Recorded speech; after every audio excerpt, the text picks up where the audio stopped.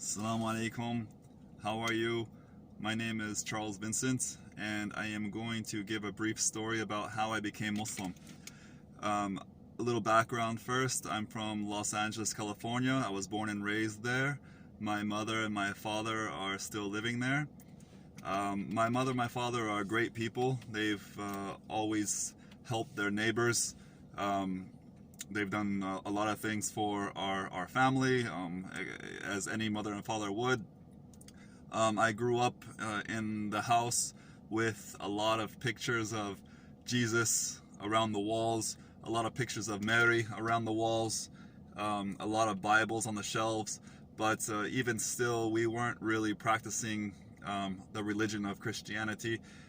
We never went to church together. We never prayed together.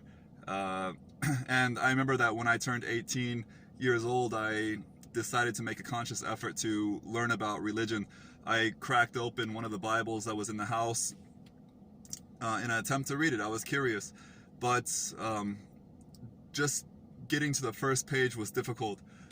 Although, of course, this was in English, I didn't understand anything that was being said. I tried to read it and reread it, and it didn't work. I picked up another Bible sometime later, tried to read it again. I even attempted to read the Book of Mormon, and again, I couldn't get past the first page. Fast forward, I moved from Los Angeles to New York City in 1999, and New York City was great for a while.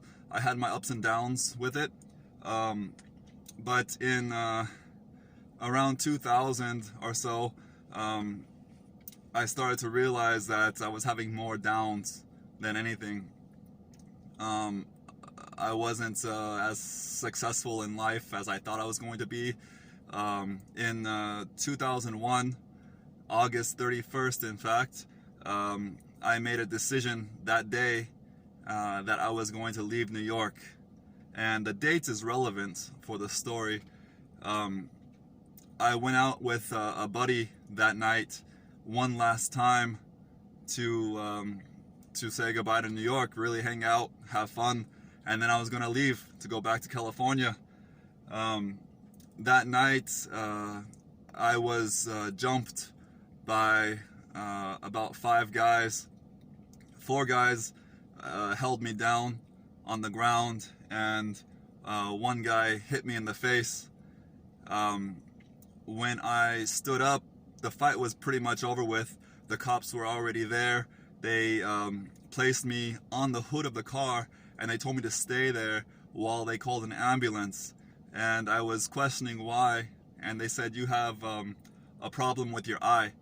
And I looked at my eye in their mirror, and I could see I had like a little cut right here on my eye, and I had a little cut right here on my eye, but nothing major. But they insisted that I should go to the hospital, and they actually called an ambulance. The ambulance took me to the hospital that night, and within a matter of minutes, I could feel the pain in my face. And the doctors there at the hospital were asking me, did the guy who hit me, did he hit me with a glass bottle? And I said no. And then he asked me if the guy hit me with, or if he had a ring on his finger when he hit me. And I said, I don't know. Why? And he said, because your eyeball popped, and it popped like a balloon, and there's a hole in your eye, and we can't seem to find it because it's so damaged. And they told me that there was a great chance of me having my eyeball removed. That was quite a shock to me, and I denied them. You know, I said, no, I'm not going to stay here. They put a bandage on my face, a patch, and I left the hospital against their wishes. The next day I woke up. It was now September 1st, 2001, and I woke up from the immense pain I was feeling in my face. So that pain drove me out of the house. I quickly gathered any money I could in my apartment. I mean, I went around scrounging for money, change, anything I could find, just to go down to the pharmacy to go get some medicine. And I remember I grabbed like maybe $6 or something like this, but the pain was so intense. And my eye was actually really damaged by this time. I mean, it was coming out of its socket. There was a big blood bubble that was coming out, and I could see that there was severe damage to my eye. I walked for a long time to get to a pharmacy. When I got to the pharmacy, which was called CVS Pharmacy, it was in Jackson Heights, I believe it was, New York. There was a man outside the pharmacy, most likely from Bangladesh, and he had a table set up in front of the pharmacy, and on the table he was selling Qurans, and he was selling what's called miswak for your teeth, and he was selling beads for prayer. And I remember I stopped at his table. I asked him about the Quran. In all this pain, I asked him about the Quran, and I asked him if it was in English, and he said no, it was in Arabic. I went inside the pharmacy. I grabbed one small packet of Advil, which was like $1, and I walked back out of the pharmacy. I stopped at his table again. I opened up one of the Qurans, and the Quran actually had English and Arabic, and on the bottom was something that's called tafsir, or which is like the explanation of the Quran. And I asked him, how much is this book? And he said $5. And I looked at it for a second, then I put it down, and I said no. And I walked away, just wanting to go home. And I walked maybe about 20 feet, and then for some reason I turned back around and I went back to the guy, and I bought the Quran. And I put it in my pocket, and I didn't read it or anything. Then September 2nd came, September 3rd, September 4th. On September 4th, I was noticing in my vision, there was this black ring in my vision, and it was in my peripheral. So every time I moved my head, I couldn't catch this ring, but there was something there. And as the day was going on, the ring was getting darker and darker and darker. And so by 4 o'clock in the afternoon, I had this black circle in my vision, and then eventually I couldn't see any longer out of my eye, and I was really scared about this. Obviously, I took myself back to the hospital, and the same doctors told me, as they as they would, they said, "We told you so. We told you this was going to happen. Now, if we don't remove your eyeball, you're going to probably lose vision in the other eye too." And I was really scared. I didn't know what to do. I was by myself. They told me that they were going to prepare me for surgery for the next day. And so they wrapped my face in bandages, and they told me to sleep here, and tomorrow we're going to prepare you for surgery. So as they left me, and I laid in this bed by myself, all I kept thinking about was, how did I get here? How did I get to this position? I had a good family in California. Things were fine. All my friends, everything was good for me in California. I came to New York, and next thing I know, I'm going to have my eyeball removed. It was very surreal. And at that time, really was the first time I really prayed. And I didn't ask Jesus. I didn't ask Mary. I just asked God not to let this happen to me. And I made a conscious effort a conscious decision that, should everything be all right, I'm going to look into religion again. And then I fell asleep.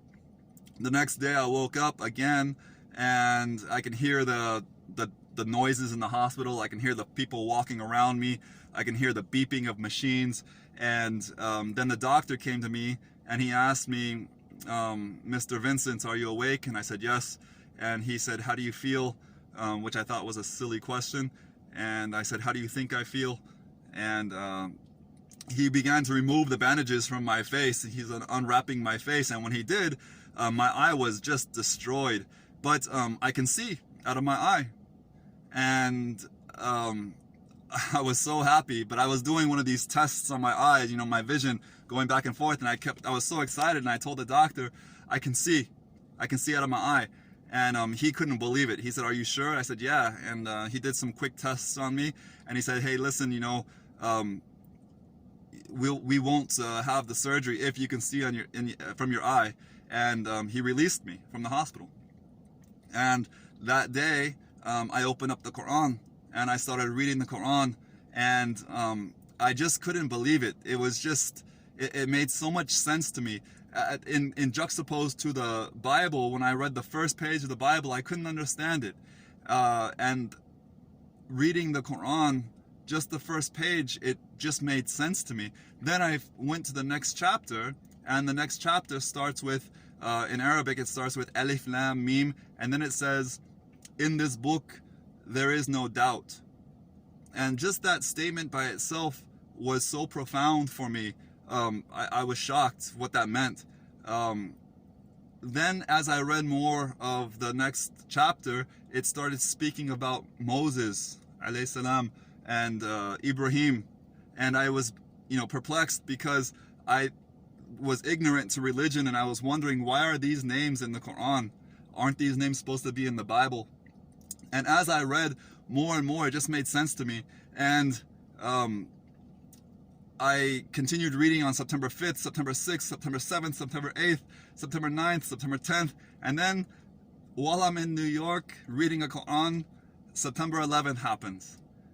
And it was the most surreal thing I could possibly imagine.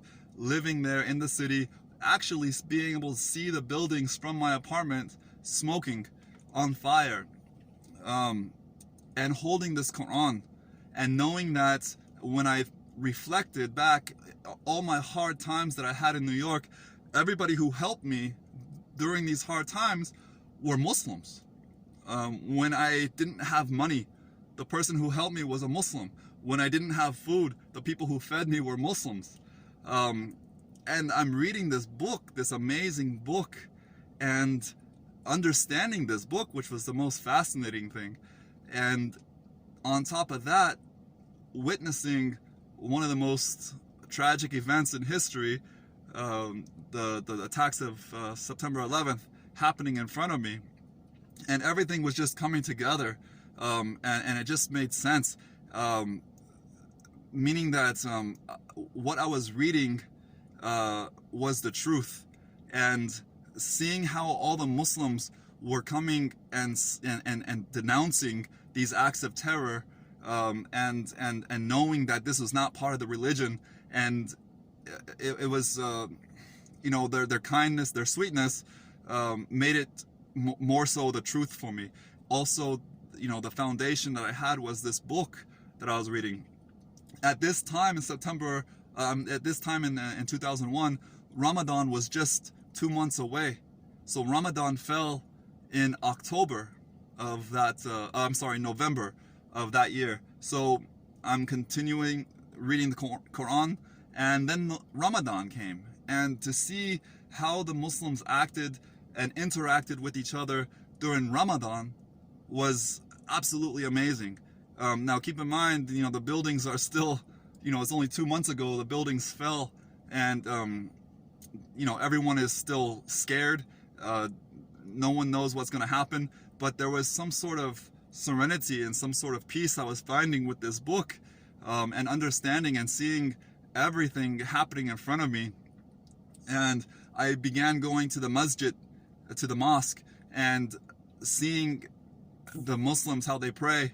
And I just knew at this time during Ramadan, I went to one of the Jummah prayers, the Friday prayers, and I listened to the Imam give a lecture in English, and it was the truth.